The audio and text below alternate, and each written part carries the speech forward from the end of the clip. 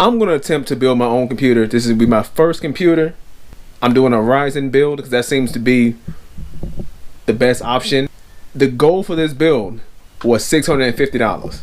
And I came up with that number just because I was walking through Walmart, actually, just looking at what pre-built computers they had there and what they had to offer. And $600 was like a good price range, $650. And I used that for my starting point, and then I started to do research on it.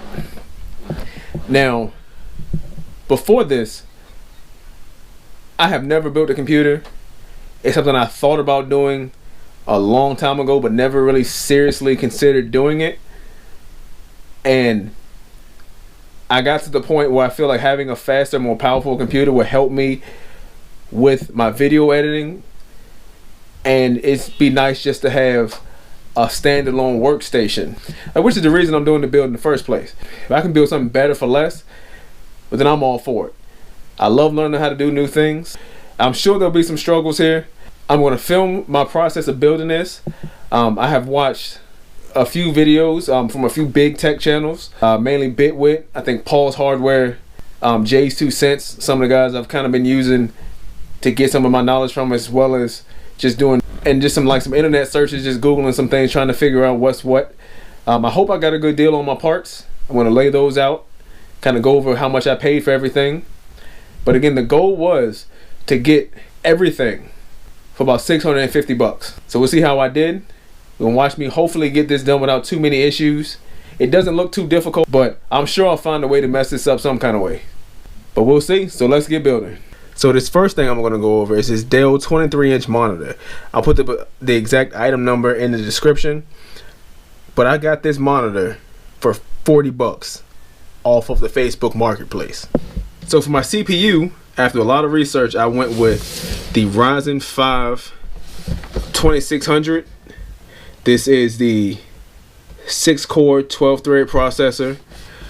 It comes with the Wraith Stealth Cooler in the box, and I got this for $161.09 off of Walmart.com. Now, as far as my memory, I initially went with this G-Skill Ripsaw kit. They're an 8 gig kit with the two 4 gig sticks at 24 megahertz. But I kept reading and I kept seeing it pop up saying that Ryzen CPU likes faster memory, and it may cause some compatibility issues or some issue somewhere. So I went ahead, because this kit only cost me $77, I went ahead and bought another kit, which was actually another G-Skill kit. And I got these. Now these are two 8 gig sticks, so 16 gigs in all, at 3000 megahertz. So these should be much better for the system. And these were $142.50. For my motherboard, again, keeping my budget in mind and trying to make this as budget friendly as possible, I went with something that wasn't going to be too flashy and have just the bare essentials. So I went with this Asus Prime B350M-E motherboard. This was $64.87 off of Walmart.com, and that was with free shipping. For my power source, I went with this EVGA 450 bronze 80 plus rated unit here. This unit was actually used, but very lightly used, according to a guy I bought it from. And I got this for 20 bucks off eBay. And I think if my system does have a few limitations, this may be one of them. So maybe this can hold me over until Black Friday, maybe Christmas. But again, for 20 bucks, I felt like that was a deal that I couldn't really pass up, and it'll get me what I need to get started. Now for storage, I did want the computer to be fast, and I didn't want to have to reinstall a bunch of things, so I decided I got this Western Digital Blue SSD. It is a 250 gig model. This was purchased brand new from eBay for $53. Now to support that, I also wanted a standard hard drive that would give me a lot of storage space without costing an arm and a leg. And I happen to have this old hard drive kind of laying around, this old external hard drive. After I did a little bit of so I did a little research, found out that these are the same thing that you go inside the computer. All you have to do is pop the case off. In this case, you just pry it open. I wasn't worried about damaging the case. You have to remove this piece here that connects it to the external power source. But this is just a standard hard drive. And this is a 2 terabyte. So this should give me plenty of storage with 2 terabytes plus the SSD. And I didn't count this on my list because I already had this. So I didn't add this into the cost of the build. So for the graphics card or the GPU, I went with this Gigabyte GeForce GTX 770 overclocked WindForce 4 gigabyte version. It's used, but again, in very good condition. It shipped in its original box, which is something I always look for. It still has the anti-static packaging in it. Now this graphics card was $105, and I got this off eBay, and like I said, this was a used part. So next, for my case, I actually found a deal with Rosewell.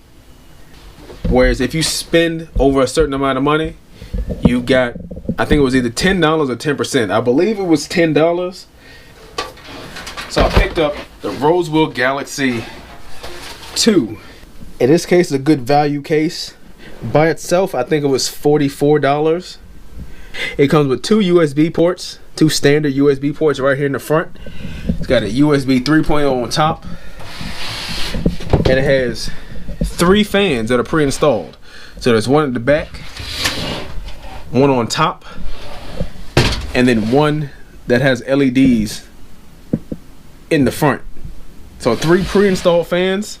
And then with this, I picked up their wired keyboard and mouse combo. And again, both of these parts were purchased brand new after the sale for $49. To help me edit the videos, I'll be using something I already had. This Adobe Premiere Elements and Photoshop Elements combo that I got.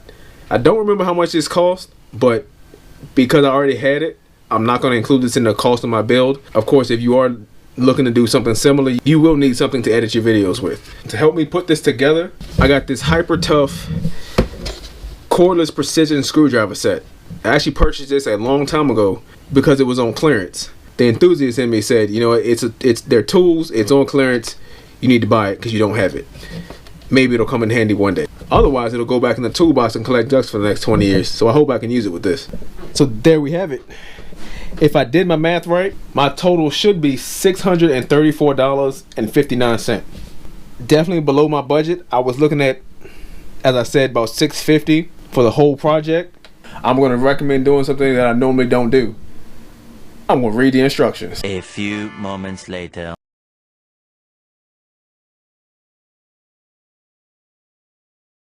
It's the I/O shield. Everybody I watched made sure to mention to not forget this when you install on your first computer. Also, they also recommended not using this disk for your drivers and actually downloading the newest ones off of the website. So they say it has 2 DIMM slots, so it's probably better that I went with the 2 8 gig sticks, just because I don't have that expansion of having 4 like other units were. These brackets actually need to come off for the Ryzen, and you gotta make sure to hold this back plate on, because once you remove these screws, this back plate will just fall off. So I gotta make sure I keep track of this when I put the CPU on. It should be pretty straightforward. You just lift this little lever up, pop it down. There's an arrow that's printed onto it, and there's a gold arrow that's on the CPU, which I'll point out, that matches with that arrow. So you want to make sure you line these up. It should drop right in. All right, so that's the Ryzen CPU, and I guess there's a sticker in the box. And the CPU cooler. And the one thing, all of these guys, and this pretty much burned into my head, and I actually just touched the thermal paste that's on the bottom of it. I forgot about that. It's not covered. It's not covered, so just be careful with that. Now, because I've got this resting on something flat, that back piece is still in place. But before I put the CPU cooler on, I'm actually going to go ahead and install my RAM. For these, you just want to match up that little cutout with the space for it that's already in the motherboard. All right, before I do that, I want to pull these back and make sure these are open. And these should just snap into place if I got it lined up correctly. There you go. So on other motherboards that have multiple slots, you want to look at your instruction manual to see which ones they recommend you install your RAM in if you're not going to be using all of them. So now I'm going to mount the CPU cooler. It actually already has screws on it, so I won't need the ones that came out.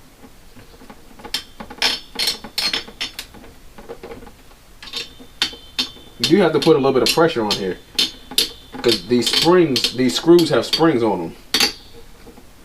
Yeah, so these are only tightened down to a certain point anyway. So you don't really have to worry about over tightening. So next I want to put in this IO shield. Now this is pretty thin metal. It should just pop right onto the back of my case up here. Alright, so that just popped in. Some of the edges are kind of sharp just because the metal's so thin, but it's in there, just popped in. My purpose of making this video is not to really give a tutorial because I don't know enough about the subject matter to do a tutorial. A potential problem with all those guys that I mentioned earlier is because they all know what they're doing. They may instinctively like do something or fix a problem without really knowing they're doing it. So the conclusion I've come to so far, I'm not done yet, but I'm pretty sure this thing sucks. And this is what I wanted to be careful of. I've actually got this screw, because this was the wrong thread, wedged into here. I should have tested to see which screw is which before I put that on there, because now I could damage this if I'm not careful. But it shouldn't be too tight on there.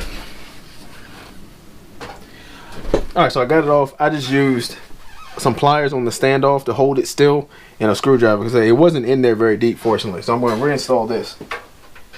Alright, so we'll line back up. Like I said, this time I'm going to use the right screws, the thin or the fine threaded screws, to get this motherboard secured in. And again though, I am going to use the tip of this because since it's magnetic, I don't have to worry about dropping it. You never want to tighten just one corner down at a time all the way. This is with anything. So I'm going to tighten these down probably in a star pattern. I was going to change the battery on my camera, figure out some things. I'll be right back.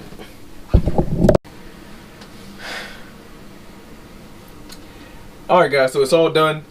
I didn't film myself hooking up any of the wires because I wanted to do some cable management before I got started. I've hooked the monitor up to it. Everything should be ready to go. The light is on, indicating that it has power. The only thing left to it is just to push the button and see if it works.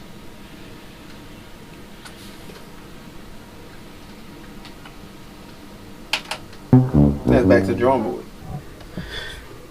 Alright, so I still haven't figured it out yet, but I'm not going to sleep until this thing runs.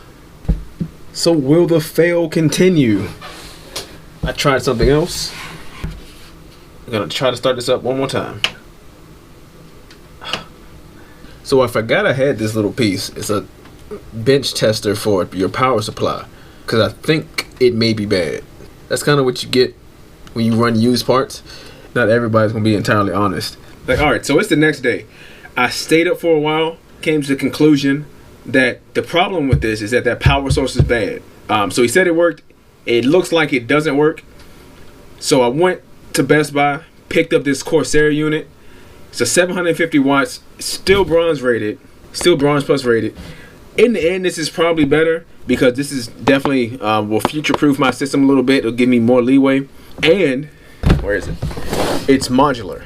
What that means is that these cords, instead of all being fixed, they can be removed. So I'm going to go ahead and unbox this. This is brand new. It actually takes my total up, and I took off the price of the original power unit, added on the price of this, the $73. So it brings my total up to $688.29. I still think that's pretty good for what I've got, provided everything actually works. So less than 700 bucks for a Ryzen 5. So let's open this up. So this is what we have. Overall, this is a much better unit. Even just looking at it, it looks better. It's got a better wrap on the wires that are attached, but it's all black. It's modular, so it definitely should clean the system up a little bit. Because as you can see, the other one, it has a sleeve on it, but the sleeve is see-through. I'm not really sure what was the purpose of having sleeves that you can see through. It kind of seems like it defeats the point of having sleeves in the first place. What I'm gonna do is just hook this up to the motherboard, see if it does power on. If it does, then I'll go through and I'll remove the old power cords and put the new one in. Because I want to see if that's the issue, because if it's not, then this is going back to Best Buy and I'll be back at square one. So hopefully this works. So I've got the new Corsair unit in. Then the cables and everything look a lot better. That would probably help if I actually plug it back into the wall. So that's on. CPU fans on. Graphic card fans are all spinning. Alright, so there's proof. A car guy can build a computer. The reason it wouldn't start early was because I had a bad power source. This new one, this Corsair unit, works fine. I'm going to still go back and do some more cable management that kind of hide some of these that I have. The BIOS menu is up. It's reading both the two fans that are hooked up, the CPU fan and the chassis fan. It's picking up my SATA drive. If something you ever want to try to do, just go for it. There's plenty of information out there. Alright guys, so as you can see, everything's up and running. I actually used the computer to edit this video, and it's so much better than that old laptop I was using. It's faster and it's just easier to work with.